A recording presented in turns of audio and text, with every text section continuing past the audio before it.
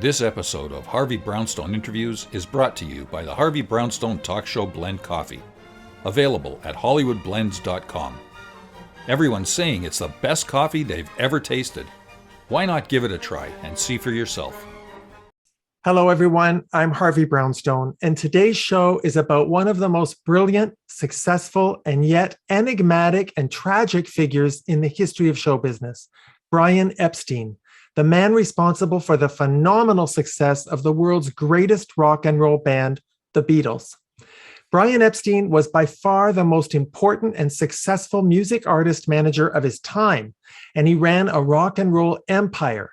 But what the public didn't know is that he was a tormented, lonely, emotionally fragile gay man desperately trying to hide his secret personal life and to cope with the constant threat of gay bashing, blackmail, extortion, and even criminal prosecution, because homosexuality was a serious criminal offense back then. Brian Epstein died in 1967 of a drug overdose at the age of 32, and there's been much speculation about the circumstances of his death. Our guests have written a fascinating book on behalf of their close friend, who was first a lover and then a very close friend of Brian Epstein's for the last 4 years of his life. The book is entitled Hide Your Love Away, an intimate story of Brian Epstein as told by Larry Stanton. Our guests are Rick Marcelli and RobinBragg-Marcelli, who are well known in the entertainment industry and have had impressive careers in artist management and producing. Rick and Robin, welcome to our show, and thank you so much for being here. Well, thank you for having us. Yes, thank you. And yes, we've been looking forward to this for a long time. We by the way, we're big fans of all your podcasts and your show and all of that. We love it.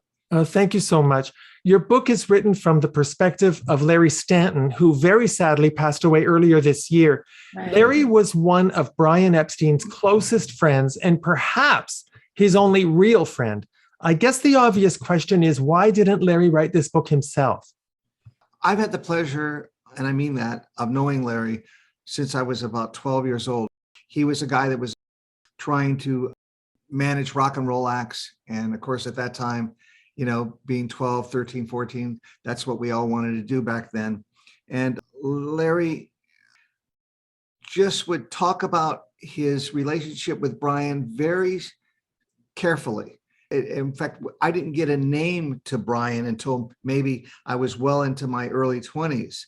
But he was very guarded about it because he was very guarded about his homosexuality. I didn't know he was gay. I mean, it wasn't obvious to me at all.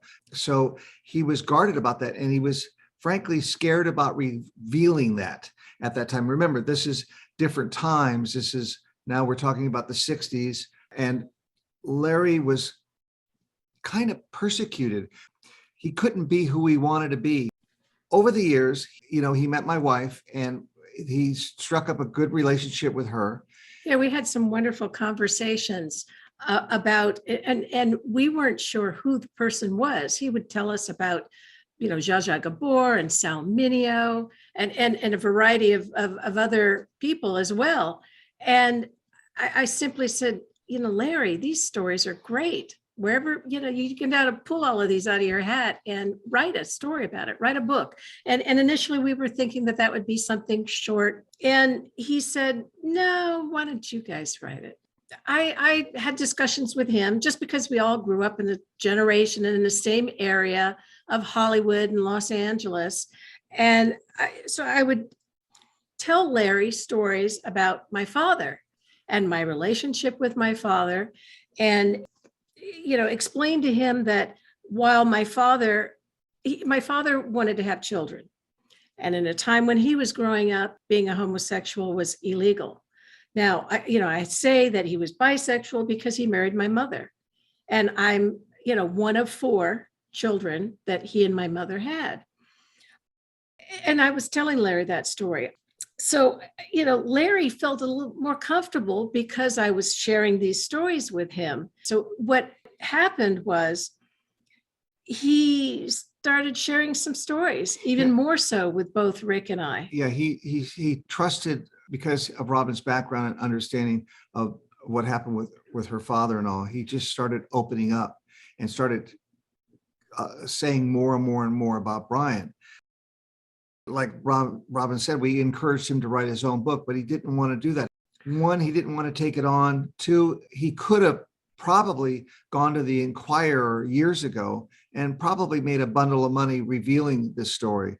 But that was the farthest thing from his mind. He didn't want to, he wanted to protect Brian all the way up until his death. I spoke to Larry a day before he died, and he was always very protective of Brian. He felt he owed that to Brian, that they had that special relationship, and he wanted to protect him. So because he knew me for a lifetime, and because he got to know Robin, he then entrusted us with his information and thought maybe we could write his story for him. And that's how that happened.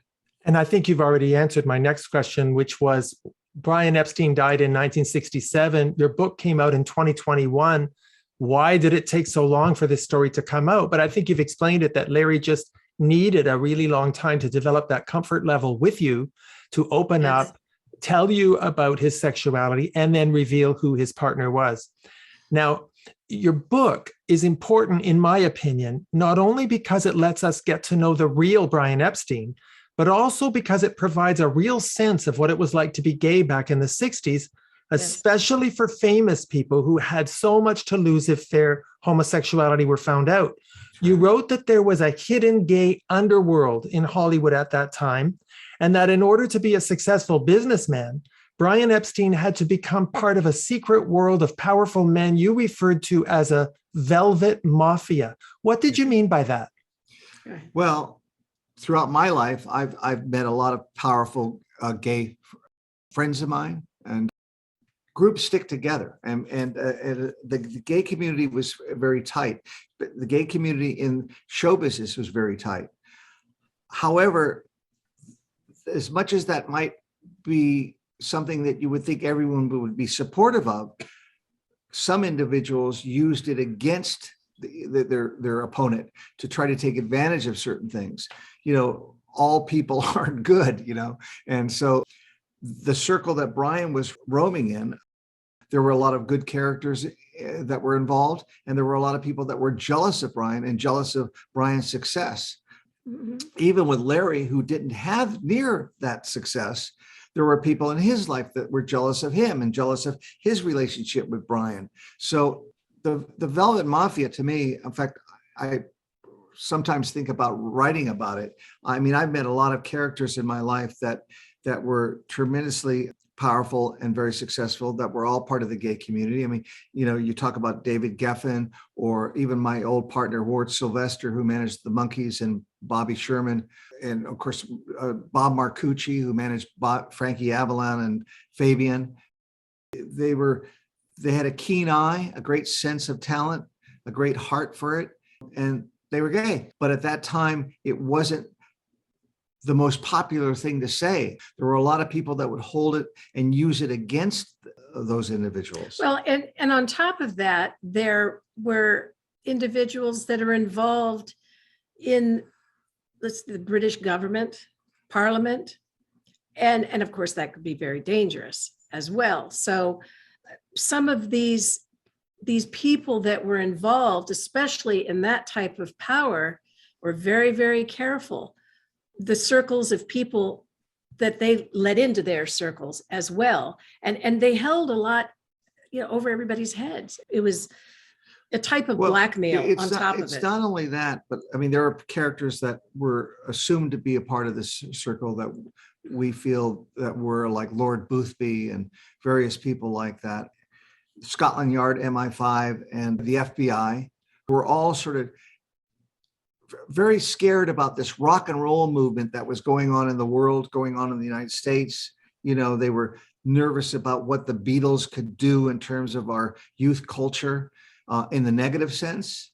So they were concerned, and they were building files up from our research. They were building files on John Lennon, the Beatles in general, and various gay people, one of them being Brian. So they had a lot of information that they could back someone into a corner. You know, I mentioned that I think your book is historically significant because it encapsulates a time not that long ago when being openly gay was a nightmare. And believe me, I definitely remember that time.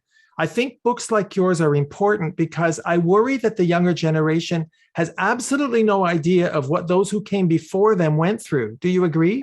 Oh, absolutely. We agree. Not only agree, but we wanted to reach out to the gay community and get this book in the gay community's hands. We've had the most difficult time doing that because every time we reach out to a certain group, it doesn't seem to be the right group that could embrace our book. But I think this is important for young people to read this because of the sufferings that took place not too long ago.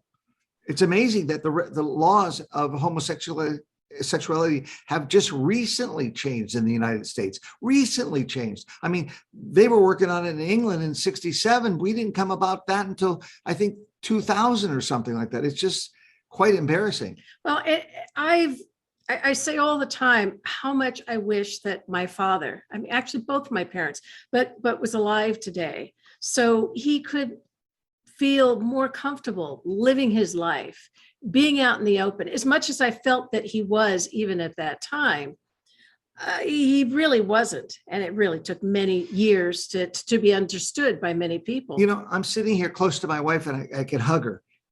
Brian, Larry, people of that time could not do this. Could not do this.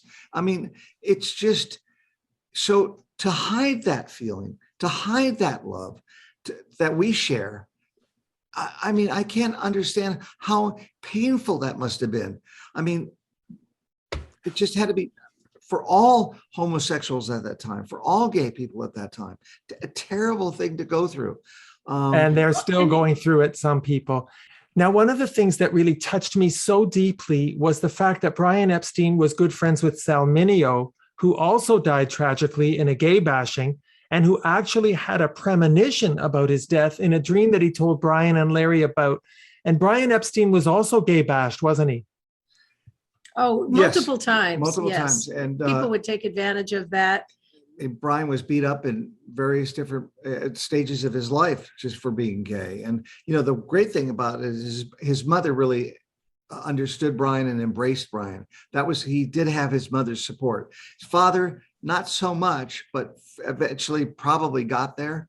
For Brian, after his family realized what his preferences were in relationships, it didn't go over so well, but except for his mother. You know, I just want people to live and to be able to share their feelings to other people without being ridiculed. It just so saddens me that it's taking so long to get there, and we're not even there now. We're better, but we're not there. And like you said, it is important for the young generation to understand, to hear the stories, because many people from this generation that have survived the struggles are still struggling. They don't open up and share their stories. That's right. Now, although your book is not specifically about the Beatles, it contains some really interesting information about them. For example, it was Brian Epstein's idea that the Beatles should wear suits so that the parents of teenagers would be impressed.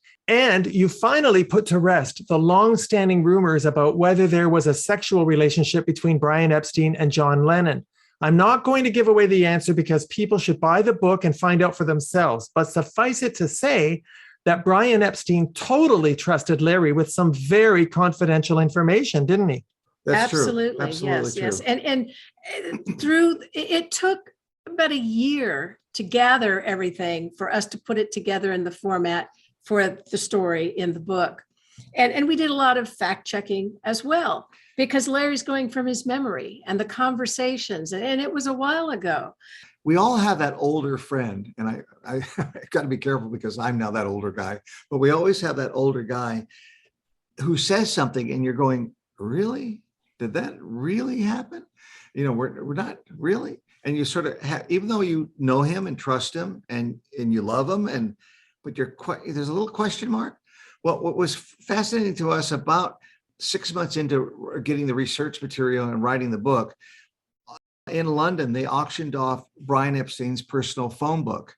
And in that phone book, in Brian's handwriting, was Larry Stanton's name, phone number, and address. And so that really solidified for us that relationship. There it was. Even though Larry had a signed autograph book from Brian that he landed up auctioning off, but that phone book that we, in fact, we printed the pages in the book. It's in the book, so you can see it. Now, I thought it was really sad that although Larry was such an important person in Brian's life, he never got to meet the Beatles, even though he was instrumental in arranging for the Beatles to meet their idol, Elvis Presley. Isn't that right? Yes, that is correct. That's correct. That is correct. Yes. When Brian would come to Los Angeles, he wanted Larry, and he brought Larry into all of his meetings and fun as well. And when they had this conversation about Colonel Parker and Elvis, Brian said, "Can you help me make this happen? Can you help make the connections?" And so that was something, of course, Larry jumped at. So he was thrilled. Yeah, he did the legwork. Yeah, he did the legwork. Yes. Well, I was really struck by something that Brian told Larry. He said, and I'm quoting here, "I love the boys, my lads," meaning the Beatles, "but I am not one of the boys. Even though I'm a part of it and I'm certainly guiding their ship, I feel like I have no one to share my conquests, no one to love, no one that loves me back." That's just so heartbreaking, Rick and Robin, that with all his enormous success, Brian Epstein was essentially an extremely lonely and very vulnerable person. Absolutely. We believe that. I mean, you got to understand the four Beatles, as well as the other acts that he managed. Well, the four Beatles had each other. You know, it's not like Elvis, who was just by himself, but the four Beatles had each other to go through that experience. But Brian wasn't always in the room. Brian wasn't at the recording sessions all the time. He was, where was he? He was somewhere else dealing with other issues, dealing with the business, and dealing with his own personal life, which again, he kept very secret. He had a wonderful secretary who had all his, appointments and kept all of that in order. However, when it came to Brian's personal life, which included Larry, those things were highly secret. He didn't really want the whole world to know. Now, the Beatles knew he was gay, of course, and his close friends knew he was gay. He wasn't concerned with that. He was concerned about his public image, and that if it got out, it could hurt, like you mentioned, the lads. It could hurt his business, and he didn't want to do that. He was very concerned about that. Now, Brian Epstein lived in England and Larry lived in Los Angeles. They met at a party in Beverly Hills and became lovers for a while. And then ultimately they became very close friends, even after Brian got involved with a real manipulative opportunist and basically a hustler who's referred to in the book as Diz. Brian and Larry saw each other every time Brian came to LA, but Larry never went to see Brian in England. Why not? Initially, the initial request came by way of when they were filming the movie Help. And he did get an invitation to join Brian while that was happening. Unfortunately, there was a family emergency that kept him from being able to do that. And after that point, Brian was busy and he was dealing with his other acts. And then there was this other person that interfered as much as he possibly could and tried to keep the name of Larry away from Brian's mind completely. So those were sort of the struggles that happened up until towards the end of his life, where Larry wanted to go there and help him. That person that you mentioned, Diz, has been mentioned in a few other books. However, no one's ever talked about where he came from. And it's Larry actually made the introduction to Brian. And that's when all hell took place, basically. Well, Brian's relationship with this man referred to as Diz is absolutely tragic. And Larry was powerless to protect Brian from this obsessive, toxic, extremely destructive, pathologically codependent relationship that Brian Epstein had with this man. Is it fair to say that Larry basically stayed in love with Brian even after Brian fell in love with Diz? Yes, absolutely. And that's why he was just so hurt. Every time they talk and Brian would open up his soul, explaining things that's been happening in his life day by day and night, and how people were using him. And it just broke Larry's heart. And it seems to us that Brian sort of flew close to the flame. In other words, he may have been warned about the toxic situation by a number of people, his own house servant at the time, the first one, and of course with Larry. But sometimes those toxic, that's why they're toxic, because for some reason you're driven towards that flame. Larry described Brian Epstein as his own worst enemy and a magnet for people who used him in destructive ways. He said Brian had a dark side, an insatiable lust for humiliation, and he could never fill the emptiness and loneliness that haunted him. Now, given that description of Brian's personality by Larry, I think that maybe Larry was lucky that he didn't get more romantically involved with Brian, because I'm not sure that Brian could have handled the pure, sincere kind of love that Larry had to offer. What do you think? I agree with that. He didn't want to give up. He felt he could make a difference, but I don't think Larry was dangerous enough for Brian. It didn't appeal to Brian's tastes. And so that's where Larry fell off into being this great person, friend that he could speak to. But, And I'd like to think that Brian knew it could become dangerous. And that's why he kept Larry involved in his life, but not to that level. Because do you think that Larry had a rescue personality? In some ways, yes, because he's always been that kind of guy in terms of later on, like I mentioned, when I met him in my teenage days and him wanting to manage and take care of act, he had that same sort of managerial thing of wanting to take care of somebody, taking care of the act, taking care of the group. So I could see clearly that he wanted to take care of Brian, and he felt he could to some degree. But again, Brian's for the most part is in England and Larry's over here in LA. So it's became more difficult as time went along. Well, when I say that Larry's love for Brian was very pure and unselfish, it really impressed me that although Larry was an aspiring singer, he never asked Brian to help him with his career, even though Brian was clearly in a position to do a lot for Larry.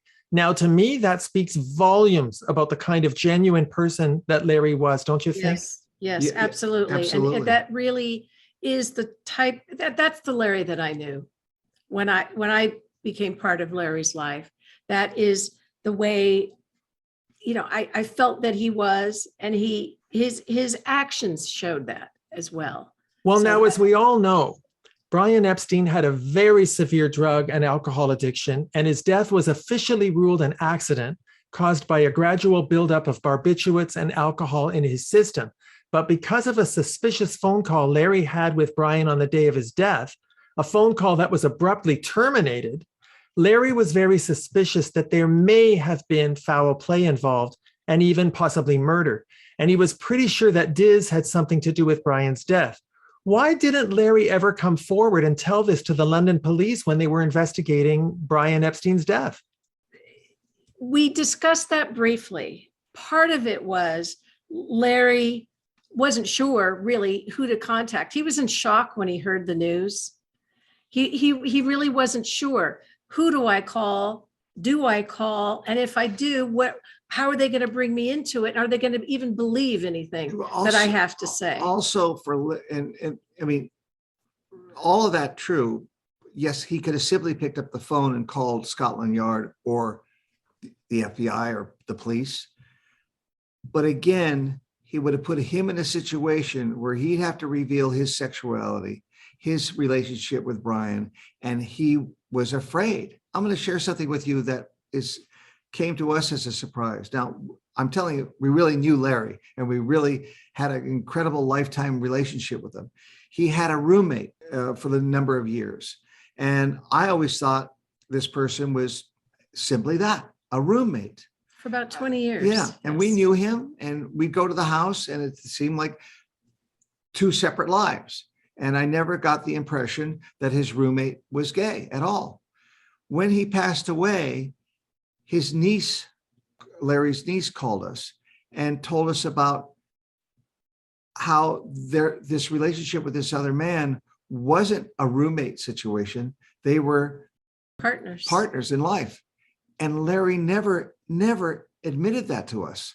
I mean, and we were really, really close, and he never admitted that to us. So I think that fear stayed with him, not only when Brian passed away, but all through his life.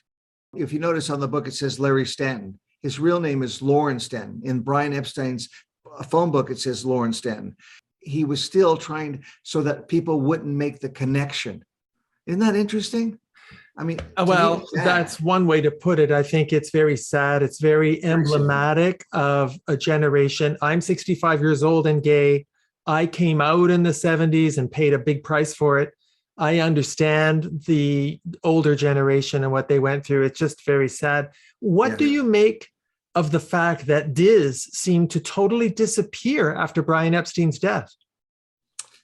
Well, we've tried to do as much research on trying to find him as best we can, and knowing what high school he went to and various different things and his name. And we also had great connections with the FBI, and we tried to do some research with them. And it's a mystery. It's very this guy got arrested strange. in Los Angeles, got arrested in New York, and was also arrested in London. And we can't find any information on him at all, which tells me he's never existed, or that he was in witness protection. I believe that he had enough information on the Cray twins and a murder that took place, plus Brian, that he might have been able to parlay himself into that situation. I can't prove it. We can't prove it, but it's sure. So it remains a mystery. It remains a mystery, but it all sort of leans that way. Well, at Brian Epstein's funeral, the officiating rabbi said that Epstein was, quote, a symbol of the malaise of our generation. But in my opinion, Rick and Robin, that's not at all correct. Brian's fragile emotional state and his substance abuse, which were the real cause of his death, were direct products of having to hide his sexual orientation. Do you agree? Yes. I do Absolutely. agree. Yes, I do think his drugs, his alcohol, the fact that he was hiding his homosexuality. I think he had issues with being Jewish too. Both Larry and Brian shared that too as well. So I think he was tormented. And here he was, the spotlight of life is on him. He's managing the number one act in the world, and he's not comfortable with himself.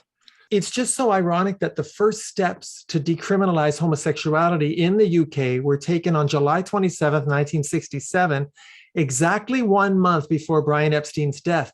Do you ever wonder what kind of life and career Brian would have had if he had lived?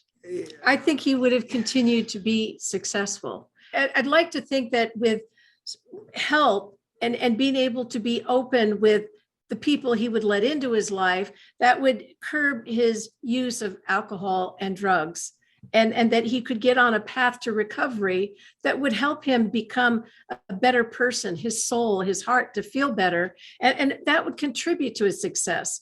As we mentioned earlier, Larry Stanton passed away earlier this year. He never got to participate in any of the promotion for the book, but I hope he got some comfort in knowing that in a way he's been immortalized through this book, because I felt like I got to know Larry, not just Brian Epstein. He left us on March 28th, and we would talk all the time. He was always telling me he was going to get ready so he could go across the pond and do some interviews. He was going to buy a nice fedora. He was going to buy nice, it was always about clothes. and he was always going to do that. Now, I'd say the last 8 months of his life, while the book was coming out, he was under the weather and he couldn't participate in interviews.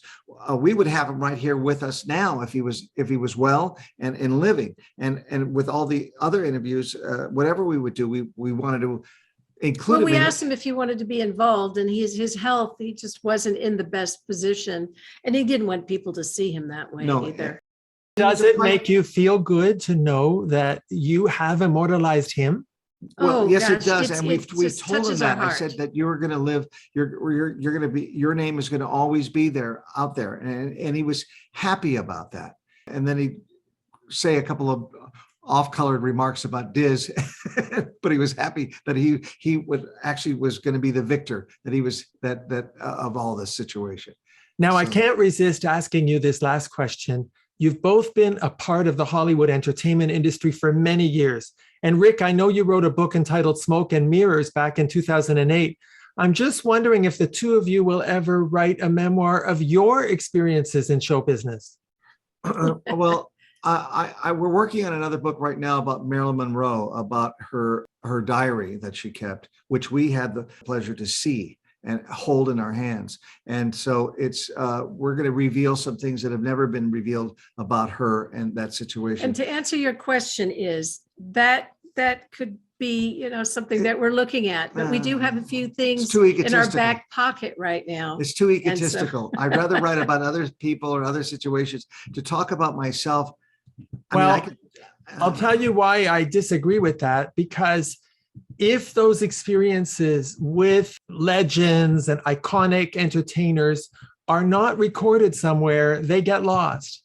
When you go, those stories go with you. And that's how I persuaded Robert Wagner to come on our show, because these are very important experiences and stories, and people who love the golden age of Hollywood, and in your case, the golden age of rock and roll and the entertainment world, would really want to have those stories. So I don't think it's about your ego at all. Well, if someone, Thank you. If I have my way, we'll get towards if that. someone wants to write come to us and write a book about us, we'll pay attention to that. But I don't think I want to sit down and do that for myself. Oh, well, I'll But I do- disagree on record. I do We hear- might do that, okay? I do hear what you're saying, and I do think it's true that people that have experienced things throughout life can help other people with their lessons, so that they Well, don't make. I want to mention to our viewers that for more information about our guests and their management and production company, please visit their website, marcellicompany.com. Well, Robin and Rick, I want to thank you so much for writing this book, which is so eye-opening on so many levels. And thank you for taking the time to appear on our show. Thank you. Thank It's you. a pleasure. Thank you so much. Thank you very much. We love you. I love you too, and I loved your book. I think everybody Oh, should thank read you. it. Even if you're not a big Beatles fan, this is a book that needs to be read, especially if you're interested in what it was like to be gay back then. Our guests have been Rick Marcelli and RobinBragg-Marcelli, authors of Hide Your Love Away, an intimate story of Brian Epstein as told by Larry Stanton. My name is Harvey Brownstone. Thank you to our producer, Steve Silver. Thank you all for joining us. See you next time. Thanks for watching. Be sure to check out all the great interviews on the Harvey Brownstone Interviews YouTube channel. Don't forget to subscribe and ring the bell to be notified when new videos are posted.